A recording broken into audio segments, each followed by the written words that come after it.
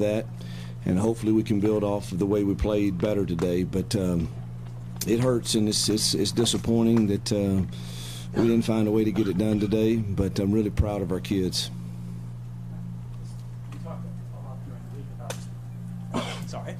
You talked a lot during the week just about kind of how to help just get involved with the offense, with play calling, with Peyton. How did that in reality kind of pan out in the game? I mean, I was really active in the plan, and I approved every call that was on the call sheet. So it was, I thought our plan was solid.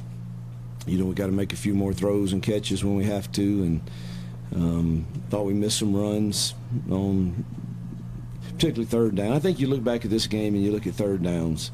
You look at our third down offense, you look at our third down defense, and I think that's where the game was lost for us. Coach, take us through some of the red zone decision-making there. You pulled Robbie out of the game on like a 3rd and short, and then you guys ultimately turned it over on downs instead of kicking the field goal. Like, what did you think about some of the in-game decisions that you had to make there? I was 100% going for that, and I think we had a great call. I think the snap was 8 foot high. It's that simple.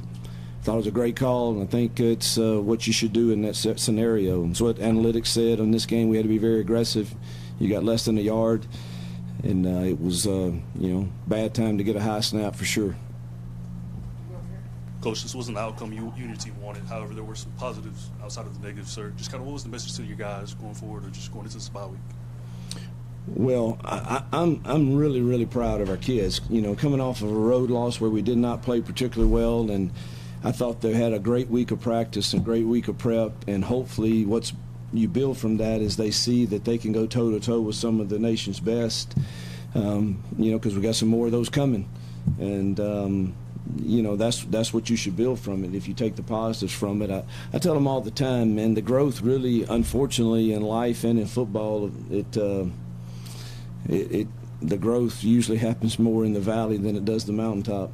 And it's not fun, and it's not enjoyable, but if handled the right way, I think can make you even better in the long term. So hopefully we'll take the positives from it when we watch the film and go through Monday and get healthy in an open week, somewhat healthy, and get ready for some more difficult SEC games.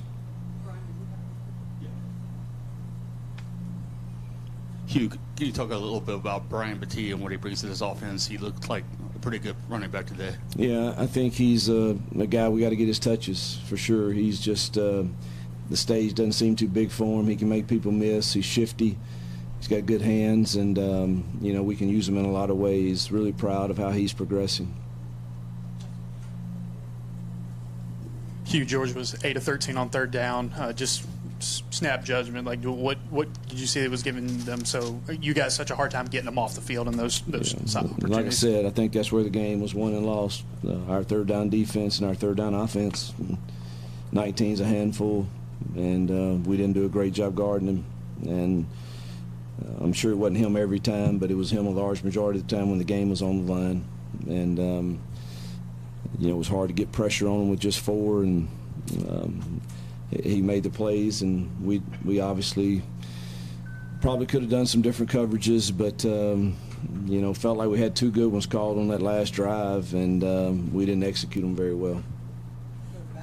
Coach, you talked about the defense towards the end of the game. Brock Bowers kind of became a problem later in the game for you guys.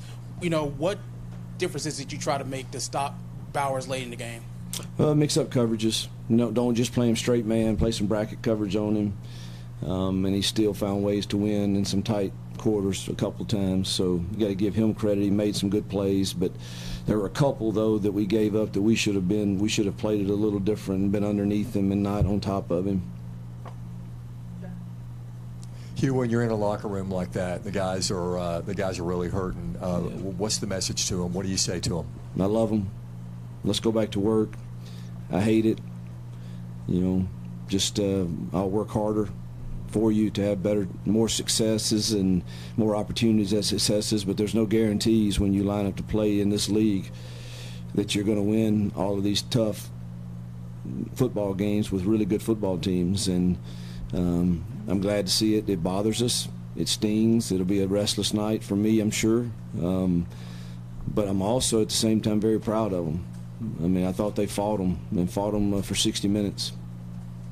Thought we had a chance there at the end. I mean, we got a wide open slant there to get a first down, and we just don't execute it. And you know, I'd love to have seen us throw and catch that one and to make it interesting, you know. This is not from a second-guessing perspective, but a thought process. 3rd and 16, you do the fade, right, going for the first down as opposed to maybe 5, 6, 7 yards to go up by 10. Is that aggressive mindset you're thinking? Or what? No, it was a run called with an RPO on it, and they put an extra guy sitting in the box that's unblocked. So I guess you can hand it off and say, let him hit you. But, you know, that, you know, I thought we called it at the time. But that was just it was a run called with an RPO, and they had an extra guy, and they actually had 2 extra. So for when you're able to kind of attend to them later on today, this was obviously a huge recruiting day. Huge. When you get to them today, kind of what are you talking about after this game? Well, I met with a ton this morning. I started at 8 o'clock at the hotel for those that are on officials, and then the unofficials, I came straight over and started meeting with them here. So I've seen most all of them, and the message is clear. It's come help us build it. I mean, we can do it. It doesn't take long. We just need people that buy into coming and being a part of the Auburn culture, the Auburn family. Our fans were incredible today.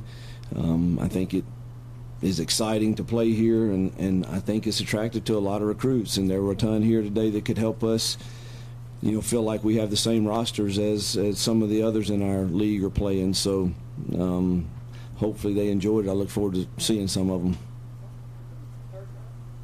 Hey, Coach, your defense was able to force 2 huge turnovers with the interception, you know, from Jalen, and then the first play of the second half, the fumble.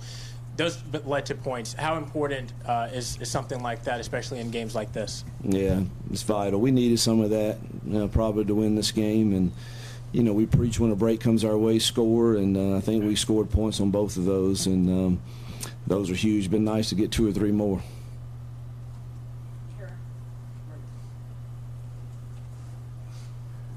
Thank you. Hey, Coach, talking a lot these past few weeks about building an identity. It does take time to do that, but what about this game specifically brings about a positive mindset that maybe you will have a chance to get there sooner rather than later with this team? Yeah, our identity is we play hard for 60 minutes. That has to start there. It has to start there, that we're going to play physical and hard and compete for 60 minutes, and I think our kids did that. Now, beyond that, you got to have identity on defense, and obviously we've got some third down issues we've got to try to clean up, and then offensively, you know, I think we're going to have to run the football in a lot of different ways and to make it look different, and we did some of that today. And then be able to complete the passes that we need to complete when they are open, and we had some of those again today. But our identity's got to stay balanced on offense and defensively get off the field on third down. But it starts with us playing really hard. You talked about on Monday how this is the end of the first half of the season. I know you haven't watched the film yet, but what's kind of your first thought just heading into the bye week? You know, right now it's just my gut hurts from not pulling this game off today. So I really hadn't thought much about the open week yet. But I'll watch the film tomorrow, meet with recruits, and then we'll see what the open week brings.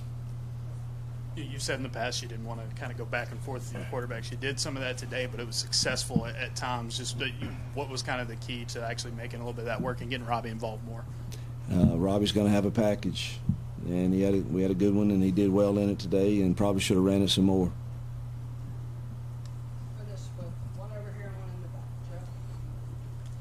This is the final season for the SEC West. How does that dynamic affect recruiting, or in any way, if it does? I don't know that it really affects recruiting.